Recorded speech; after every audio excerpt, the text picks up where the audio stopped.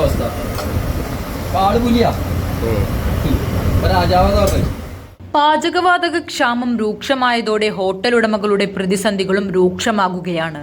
കരിഞ്ചന്തയിൽ നിന്ന് വലിയ തുക മുടക്കി ഗ്യാസ് എത്തിച്ച് കച്ചവടം മുന്നോട്ട് കൊണ്ടുപോകാൻ കഴിയാതെ വന്നതോടെ പഴയകാല മണ്ണെണ്ണ സ്റ്റൗവിലേക്ക് മാറുകയാണ് ചായക്കച്ചവടം.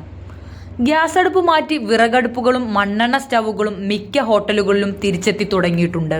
മണ്ണെണ്ണയ്ക്കും വിപണിയിൽ നല്ല വില കൊടുക്കണമെന്നതാണ് അവസ്ഥയെങ്കിലും കട പൂട്ടാതിരിക്കാൻ മറ്റു വഴികളിൽ നിന്നാണ് ഹോട്ടൽ ഉടമകൾ പറയുന്നത്.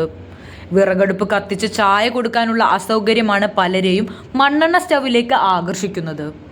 1200 മുതൽ 1500 വരെയാണ് ചെറിയ മണ്ണെണ്ണ സ്റ്റൗവിന്റെ വില. ആരും വാങ്ങാനില്ലാതിരുന്ന മണ്ണെണ്ണ സ്റ്റൗവിനും വിപണിയിൽ നല്ല ഡിമാൻഡായി തുടങ്ങിയിട്ടുണ്ട്.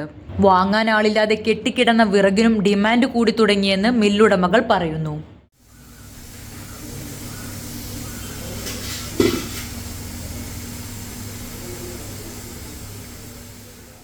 പാചകവാതക ക്ഷാമം രൂക്ഷമായതോടെ പ്രദേശത്തെ ഭക്ഷണശാലകൾ പലതും അടച്ചിട്ടിരിക്കുകയാണ്.